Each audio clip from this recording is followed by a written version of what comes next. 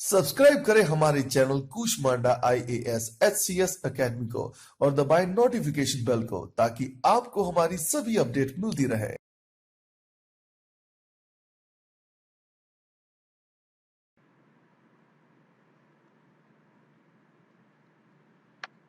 Hello students, welcome to Kushmanda academy. और आज मैं आपसे बात करूंगा Haryana civil services punishment and appeal rule 2016 के लिए। और क्या सवाल बन सकते हैं आपसे, क्या इसमें पॉइंट्स हैं, तो चलिए उनकी बात कर लेते हैं। तो एक आज सवाल आपके एग्जाम में डेफिनेशंस के ऊपर भी आता है कि पूछ लिया जाता है कि कोई टर्म दिया होता है और उसका क्या मतलब होता है, तो उसकी मैं बात कर लेता हूँ। तो जो ये रूल्स हैं आपके, जैसे मान लो अपॉइंटिंग अथॉरिटी, तो चार ऑप्शन आपके सामने अगर आ जाएं ABCD करके कि appointing authority according this rule क्या मतलब होता है। तो the authority empowered to make appointments to services of which of government employee is for time being as a member, या और the authority empowered to make appointments to the post which government employee for the time being holds। तो ये आपके सामने इसकी चार जो है डेफिनेशंस दे रखी हैं कि या तो ये या ये या ये या ये, ठीक है। तो आप जैसे अपनी प्रिपरेशन कर रहे हो अभी ये रूल्स करने के लिए, तो अपॉइंटिंग अथॉरिटी का मतलब क्या होता है, तो ये इंपॉर्टेंट नोट्स हैं आपके लिए जो इसमें डिस्क्राइब कर दिया गया है, तो आपको याद होने चाहिए। पनिशिंग अथॉरिटी से क्या मतलब होता है, तो means the authority competent under these rules और respective service rules to impose any of the penalties specified in rule 4 on a government employ.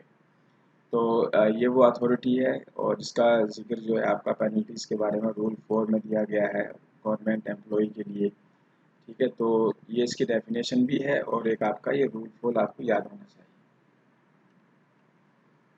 तो डेफिनेशंस का मतलब यह है कि किस तरीके से क्या डिफाइन किया गया है। सर्विसेज की बात करें तो services means civil services under the administrative control of the Haryana government classified as. तो state civil services group A, state civil services group B, state civil services group C, state civil services group D.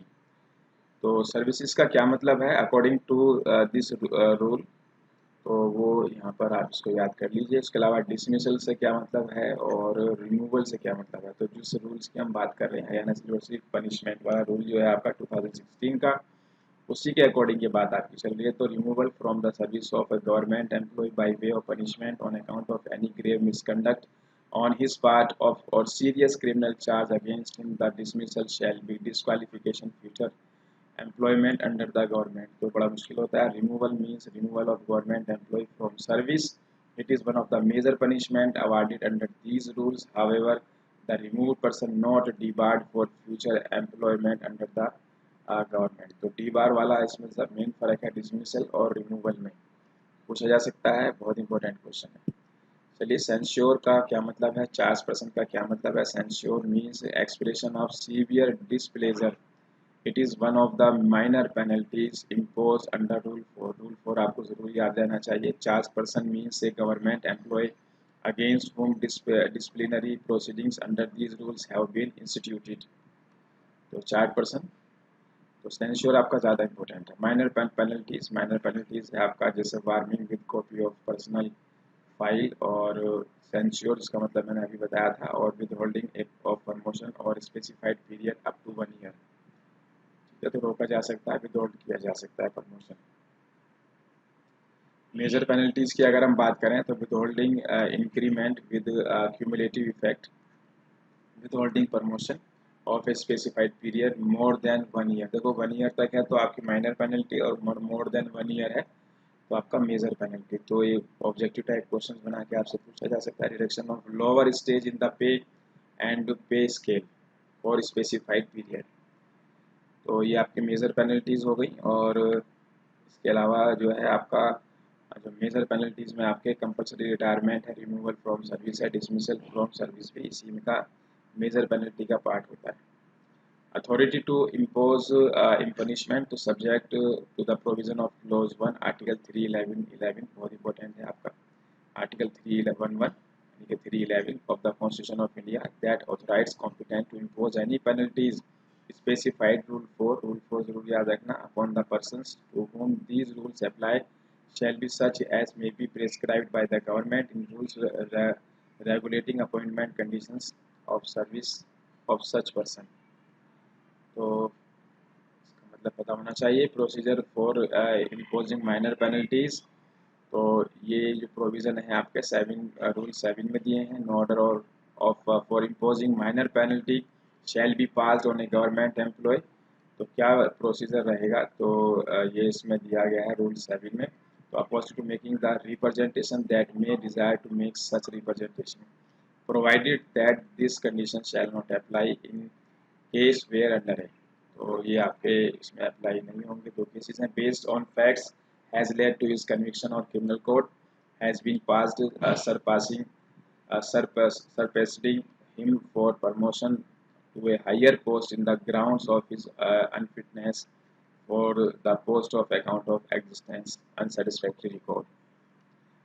तो क्या तरीका होना चाहिए इसका, तो ये बता दिया. राइट ऑफ अपील से क्या मतलब है, तो right of appeal, every person to whom these rules apply shall be entitled to appeal as hereinafter provided to such superior authority as may be prescribed by government in the rules regulating his conditions of services against an order not being an order of government imposing upon him any of the penalties.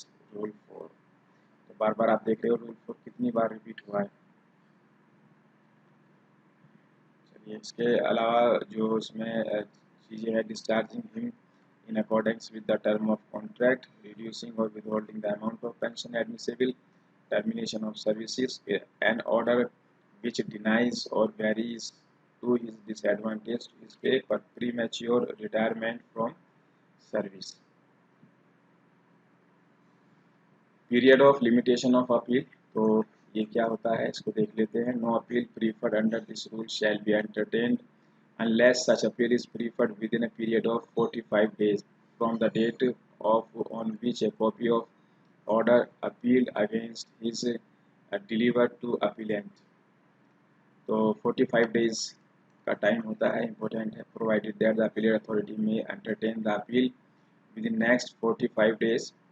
It is if it's satisfied that the appellant had sufficient cause for not preferring the appeal in time. Right of revision, तो right of revision इसको देख लेते हैं. इसकी rules में है.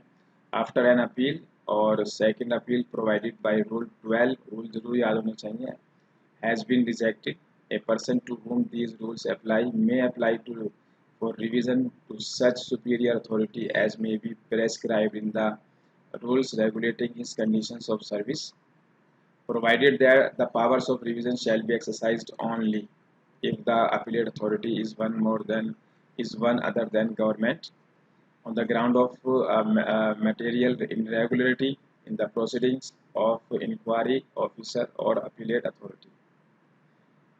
तो right of revision और prohibition as to collective appeal. collective appeal का क्या provision है according to this rule? So every person preferring an appeal shall do so separately and in his own name.